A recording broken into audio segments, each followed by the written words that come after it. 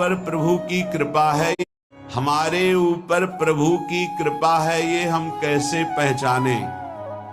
ये 8 लक्षण प्रकट होने लगते हैं जिसके ऊपर प्रभु की कृपा होती है।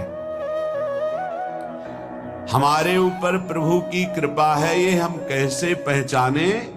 तो ये 8 लक्षण प्रकट होने लगते हैं जिस पर हरिजू की प्रियाजू की कृपा है। पहला, घोर अपराध करने वाले के प्रति भी दया की भावना, शांति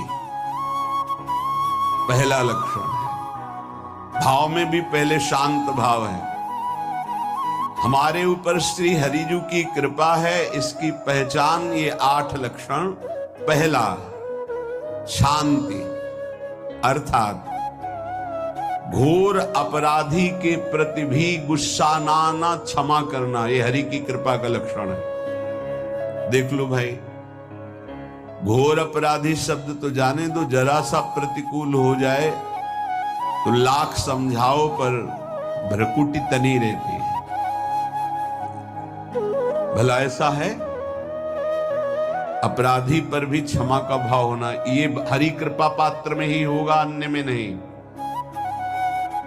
तो अगर अपने हृदय में ऐसा लगे कि ऐसा नहीं है तो हरिजू से प्रार्थना करनी चाहिए कि कृपा करो, मेरे में सामर्थ्य आवे। दूसरा, अनुसूया, वो किसी भी के प्रति कभी भी कोई दोष दर्शन ही नहीं करेगा। दोष कथन, दोष श्रवण की तो बात जाने दो।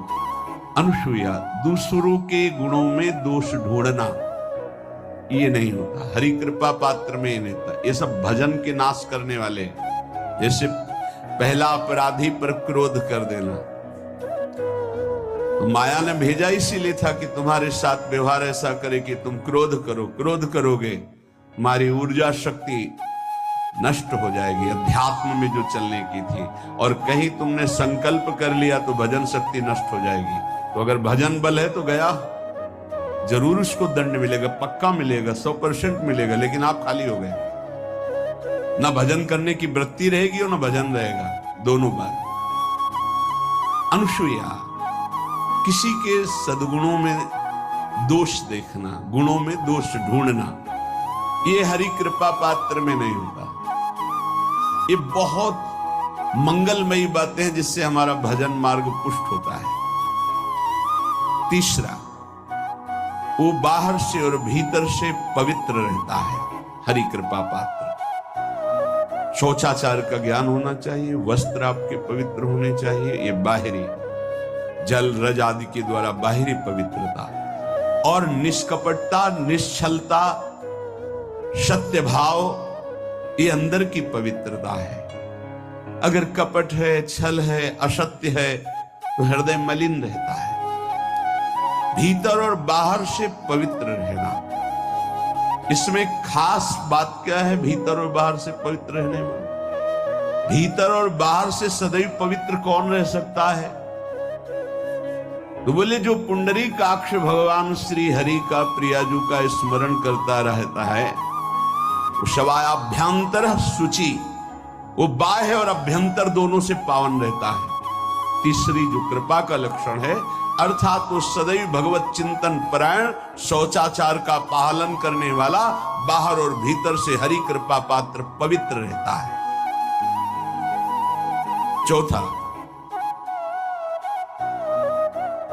ऐसे कार्यों का अनुष्ठान न करे जिनमें हमारा भजन छूटता है, जिनमें सत्य छूटता है, जिनमें भगवत भाव छूटता है। जैसे आपके ऊपर कृपा हुई, आप भगवत मार्ग में चल रहे हैं, अब आप ऐसे संसारिक कार्यों का अनुष्ठान कर रहे हैं जिनमें आपकी चित्त वृत्ति बिल्कुल भगवत विमुख हो रही, तो जीवन का लाभ क्या होगा?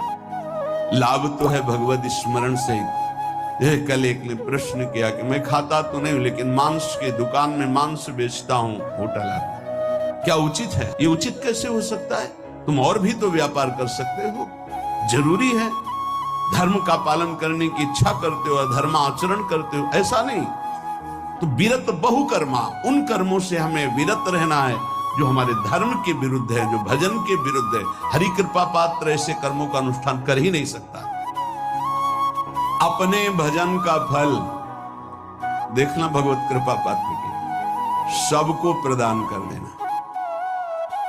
हिम्मत है? अपने भजन, इतनी मेहनत से किया हुआ भजन, भजन होने के बाद हे प्रभु इस भजन का फल हो, सर्वे भवन्तु सुखिना सर्वे सन्तु निरामयः। यहां तो कहते महाराज एक माला रोज आपके लिए करता हूं कि आपकी बीमारी ठीक रहे, तो शेष किसके लिए करते हो प्रभु? शेष अगर इष्ट और गुरु के लिए तुम्हारा है कि एक माला करते तो फिर इतनी माला करते तो हमें क्या होगा? सब आपको दे देंगे तो हमें क्या होगा? तभी भजन का रहस्य नहीं जाना। छठवां, अपने भजन से अपने लिए कुछ भी ना चाहना और दूसरों की तो बात जाने दो, दूसरों से कुछ ना चाहना ये तो ठीक है, अपने भजन से अपने लिए कुछ ना चाहना है हिम्मत। देखो ये हरि कृपा पात्र में हिम्मत होती है। अपना भजन अपने प्रयोग में ना लाना, इसका भी आंतरिक रहस्य है। अपने प्रयोग में आप शरीर को लेकर के बोलेंगे, अगर स्वरूप को लेकर तो प्रयोग की कोई वहां जरूरत ही नहीं, स्वरूप पूर्ण काम है, वहां कोई अभाव नहीं। जब आप कोई भाव अपने लिए करेंगे तो देह भाव होगा, देह भाव से किसी विषय की मांग होगी। विषय पूर्ति भजन का फल नहीं होता, भजन का फल होता विषय निवृत्ति। बहुत जोर की बात है, कैसे समझें? अपने भजन का भी फल अपने लिए नहीं, दूसरों से कुछ चाह रखना तो बात ही जाने दो, भजन से भी कोई अन्य सुख की चाह नहीं हुई। क्या चाहिए? भजन ही बनता रहे, भजन का फल भजन बनता रहे, खूब निरंतर जप करते रहे। सातवां, किसी भी मान सम्मान कीर्ति पद प्रतिष्ठा के मिलने पर हृदय का असंतुष्ट हो जाना, यह हरि कृपा पात्र का लक्षण होता है। प्रणाम नमस्कार जय हो तो हृदय में असंतुष्ट हो जाना चाहिए। कोई किंचन मात्र अभिमान न उदय हो जाए। प्रभु बचाओ, ये माया की चकाचौंध से बचा लो नाथ। कौन सा अपराध बन गया कि आपकी जय की जगह यहां हमको ऐसा सुनना पड़े। मान प्रतिष्ठा कीर्ति जिसके लिए बड़े बड़े लालायित रहते, हरि कृपा पात्र को विष की तरह चुभती है। और आठवां, किसी भी प्राणी समुदाय से संबंध ना रखते हुए सब पर दया की भावना, सब पर कृपा की भावना, सब पर करुणा मैत्री पर किसी से ममता नहीं।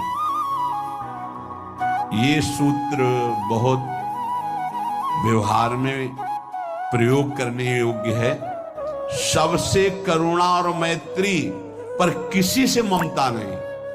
करुणा तो करी भरत जी ने, मैत्री भी की मृग से, पर ममता रहित नहीं रहे। ममता कर ली तो अगला जन्म हिरण का हो गया। ममता नहीं रखी। निर्ममो निरहंकारा, करुणा मैत्री तो करनी है, जैसे इसमें आदेश है, गीता में जी आदेश है, अद्वेष्टा सर्वभूतानां मैत्रः करुणैव च, पर निर्ममो निरहंकारा, ये साधक की चतुरता है। प्राणी मात्र पर दया कृपा करुणा मैत्री, पर ममता नहीं। ममता किसी से, और यहां करुणा मैत्री ये तो गायब हो गई, केवल ममता रह गई है। अपने शरीर से ममता, शरीर संबंधियों से ममता, विषय भोगों से ममता, यही जहर है। संबंध में ये ममता ही जहर है, विचारों में अहंकार जहर है,